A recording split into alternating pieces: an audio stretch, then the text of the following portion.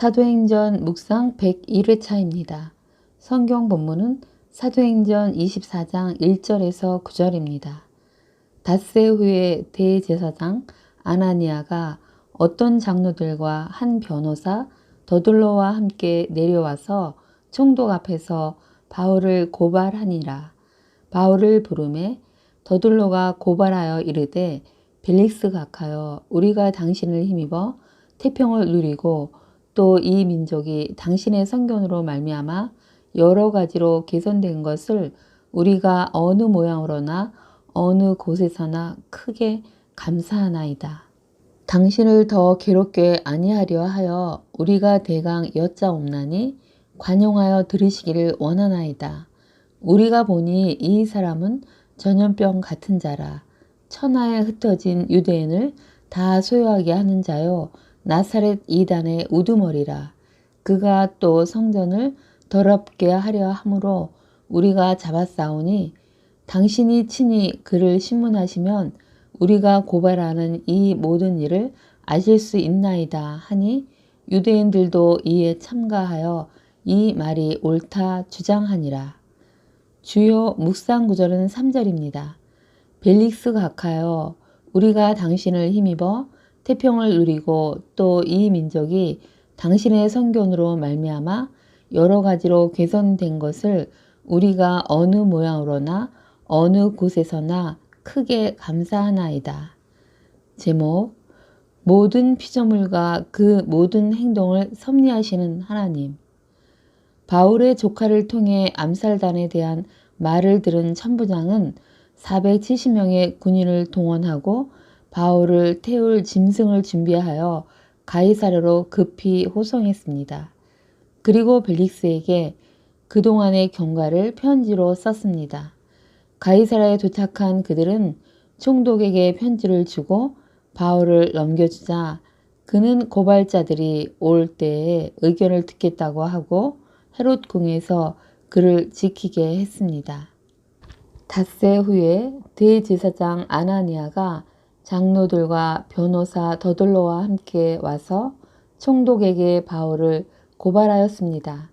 사내들인 공회에서 바리새파 사람들은 바울이 죄가 없다고 인정을 했었기에 대제사장은 자신에게 동조하는 장로와 또 변호사 더둘로를 데리고 와서 고발을 한 것입니다.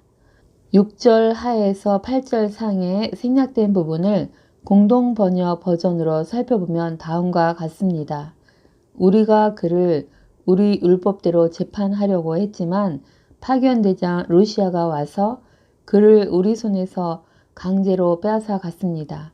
그리고는 그를 고소하는 사람들에게 가깝게 가라고 명령하였습니다. 이 사본에 나타난 더둘로의 말, 우리가, 우리 율법 등을 통해 변호사 더둘로는 헬라계 유대인임을 알 수 있습니다. 즉 그는 유대법과 로마법에 대해 전문 지식을 가지고 있는 변호사였습니다. 그는 말합니다.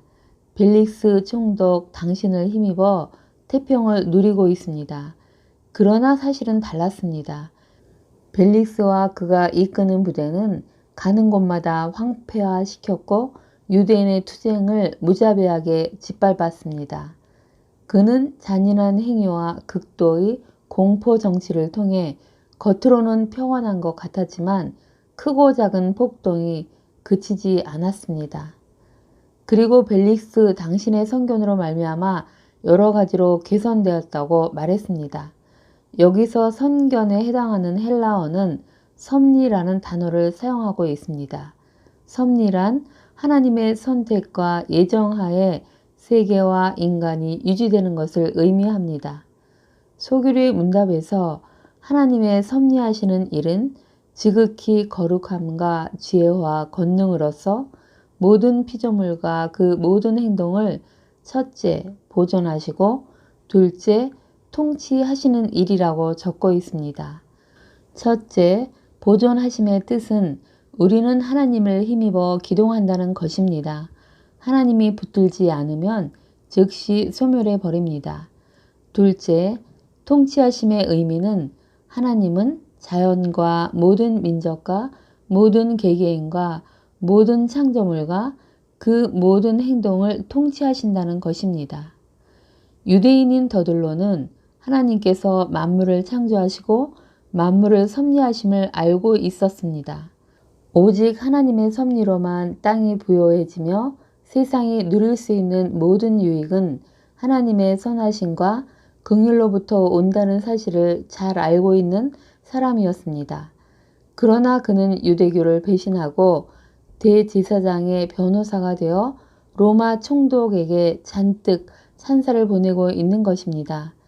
그는 이어서 바울에 대하여 세 가지 내용을 들어 고발을 했습니다. 첫째, 바울은 전염병 같은 자로 천하에 흩어진 유대인을 다 소요하게 한다.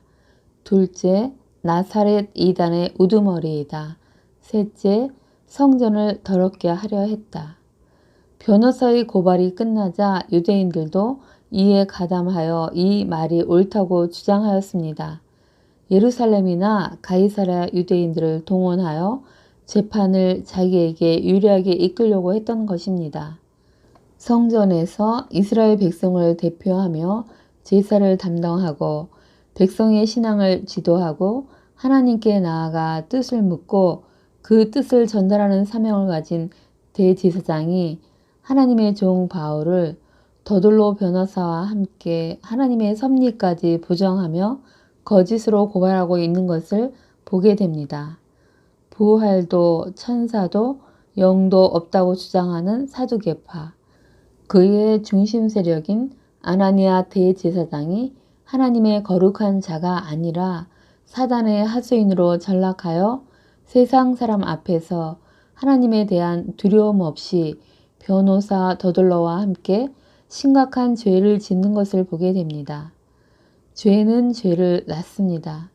죄에서 속히 돌이키지 않으면 양심이 화인을 맞아 거짓말을 하고 미혹하는 영과 귀신의 가르침을 따르게 되는 것입니다.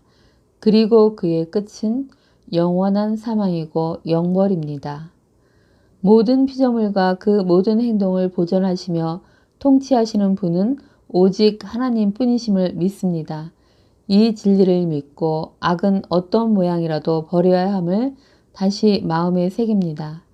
주님, 죄가 있을 때 깨닫게 해 주옵소서. 그리고 죄에 대한 민감함도 주옵소서. 그리하여 죄가 들어오려 할 때 단호히 대적하고 만약 죄를 지은 것을 깨닫게 되면 즉시 눈물로 애통함으로 회개하고 죄에서 돌이켜 하나님을 향하여 나아갈 수 있게 도와주옵소서. 예수님, 오늘도 주의 보혈로 저를 덮어주옵소서. 제가 알게 모르게 지은 죄를 다 용서하여 주옵시고 순백의 깃털처럼 깨끗하게 하여 주옵소서. 예수님의 보혈로 죄의 가리움을 받습니다. 감사를 드리며 주님을 경배합니다. 아멘. 오늘을 사는 지혜. 주님, 대제사장 변호사 더둘로를 통해 사람과 하나님 앞에서 하나님의 섭리를 부정하는 심각한 죄를 짓는 것을 보며 죄에 대한 민감함을 유지해야 함을 다시 생각하게 됩니다. 모든 피조물과 그 모든 행동을 보존하시며 통치하시는 분은 오직 하나님 뿐이심을 믿고 마음에 새기며 악은 어떤 모양이라도 버려야 함을 다시 마음에 새깁니다. 오늘은 직업상 또는 문화라는 이름으로 경계를 넘나드는 죄되는 것은 없는지 점검하는 날입니다. 매일매일 삶을 돌아보며 죄를 없애서 하나님 앞에서 거룩하고 경건한 자로 살길 축복합니다. 아멘. 기도 제목. 오늘은 믿지 않는 영혼들을 위해 기도하는 날입니다. 내 친구의 믿음을 보시고 중풍병자를 구원해 주셨던 주님을 기억하며 믿음의 교우와 합심하여 영혼 구원을 위해 마음을 담아 구원받기를 기도하시면 좋을 듯합니다. 감사합니다.